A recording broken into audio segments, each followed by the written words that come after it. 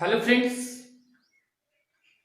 Good morning. आप सभी को अपने YouTube channel global mathematics centre में स्वागत है। ठीक है फ्रेंड्स, आज की इस वीडियो से हम लोग पढ़ेंगे एलसीएम और एचसीएफ स्टार्ट करेंगे। इस वीडियो में लघुत्तम समवर्तक और महत्तम समवर्तक। और इस वीडियो को देखते ही आपको क्वेश्चन, देखिए अभी तो हम लोग बेसिक करेंगे इस क्वेश्चन के। इस वीडियो में हम लोग बेसिक पढ़ाई करेंगे एलसीएम एचसीएफ से। पहले ये तो जानना होगा एलसीएम और एचसीएफ क्या होता है। ठीक है, लघुत्तम समवर्तक और महत्तम समवर्तक दिखाई देता होगा। और पहले जानेंगे कि एलसीएम मतलब कि एलसीएम का फुल फॉर्म क्या होता है और एचसीएफ का फुल फॉर्म क्या होता है। पहले ये बेसिक जानकारी लेंगे। तो देखिए यहाँ से स्क्रीन पे पहले तो होता है एलसीएम। एलसीएम ठीक है, एलसीएम का फुल फॉर्म क्या होता है और यहाँ से एचसीएफ का फुल फॉर्म क्या होता है। पहले देखिए एलसीएम, इसका मतलब कि list common factor, list common multiple, list common multiple. तो यहां से होगा list, LEAST, list common MMON। ठीक है, लिस्ट कॉमन, कॉमन क्या होता है, मल्टीपल होता है MULTIPLE। ठीक है, लिस्ट कॉमन क्या होता है, मल्टीपल होता है। इसका मतलब कि लघुत्तम समवर्तक। अब चलेंगे एचसीएफ को फुल फॉर्म देखेंगे तो एच से होता है highest, HIGHEST, highest common, COMMON common.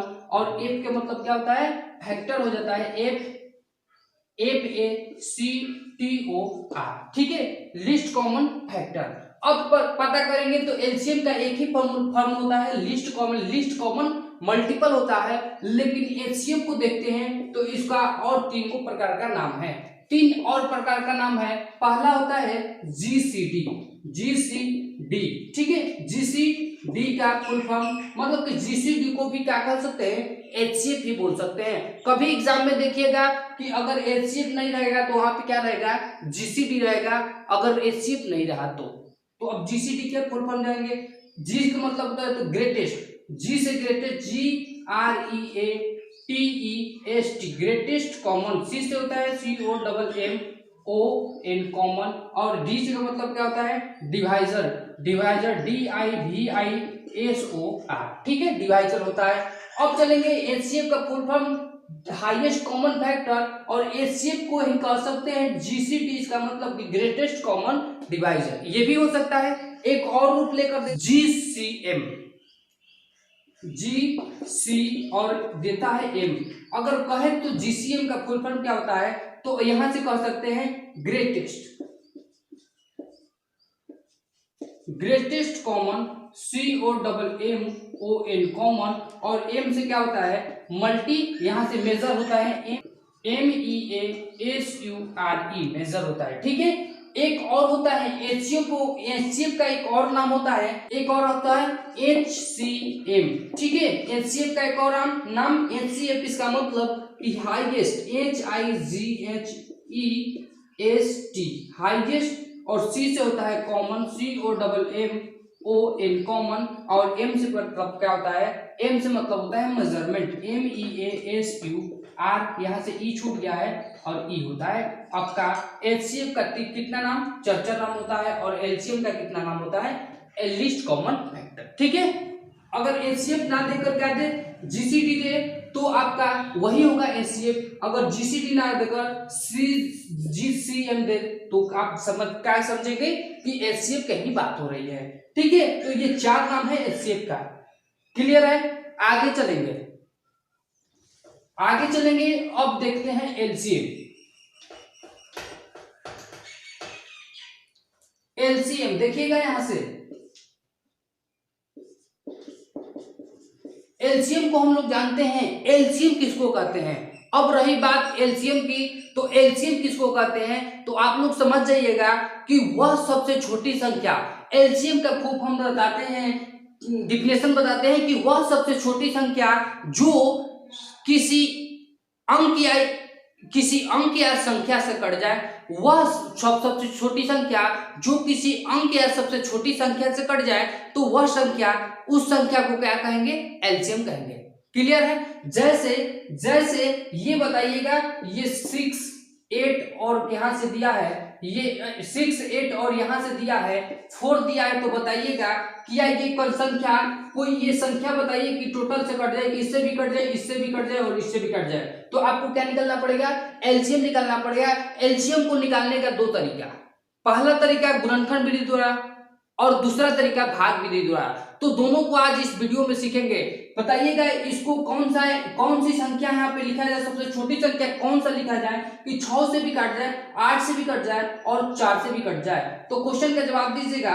यहाँ से सबसे छोटी संख्या देखेंगे यहाँ पे 24, तो देखिए 6 से भी कट जाएगा, 6 चौक का 24, 8 से भी कट जाएगा और 3 का 24 और 4 से भी कट जाएगा, 4 से का 24। तो सबसे छोटी संख्या कौन सी हो जाएगी, 24 हो जाएगी। देखेंगे पहले यहाँ से एलसीएम को हम कितने तरीका से निकाल सकते हैं, दो तरीका से। ठीक है, एलसीएम का खूब हम बता दिए और एलसीएम को दो तरीका से निकालेंगे। वह तरीका क्या होगा, पहला होगा क्या चीज, गुणनखंड विधि द्वारा, फैक्टराइजेशन विधि द्वारा और दूसरा भाग विधि द्वारा। तो देखते हैं क्वेश्चन यहाँ से। क्वेश्चन अगर एराइज करे, पहला क्वेश्चन एराइज करे, अगर यहाँ पे दिया रहे 16, यहां से अगर दिया रहे 8, 16 और 18 का एलसीएम आपको बताना है। क्या बताना है भाई, एलसीएम बताना है। तो पहले बताएंगे किसके, गुणनखंड विधि द्वारा, दूसरा होता है भाग विधि द्वारा। तो पहले गुणनखंड विधि द्वारा, फैक्टराइजेशन विधि द्वारा निकालते हैं। देखिए 8 का फैक्टर तोड़िएगा तो 2 इंटू 2 इंटू क्या हो जाएगा 2, और 16 का फैक्टर तोड़ेंगे तो कितना, 2 इंटू 2 इंटू 2 इंटू कितना 2।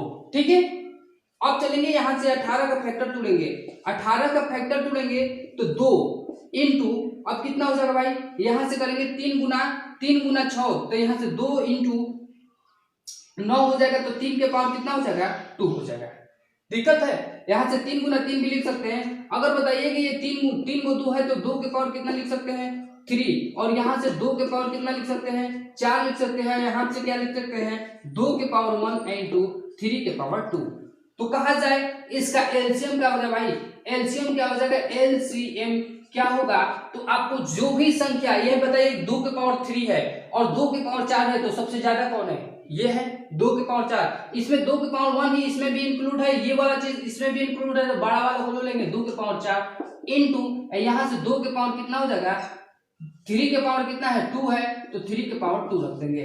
2 के पावर 40 इसका मतलब कि 32, 2 के पावर 40 का मतलब कितना, 2 दूनी के 4, 4 दूनी का 8 2 दूनी के 4, 4 दूनी का 8, 8 दूनी का कितना 16, और 16 में कितना से 3 का 9 से 16 44, इसका मतलब इसका एलसीएम कितना हो जाएगा 144।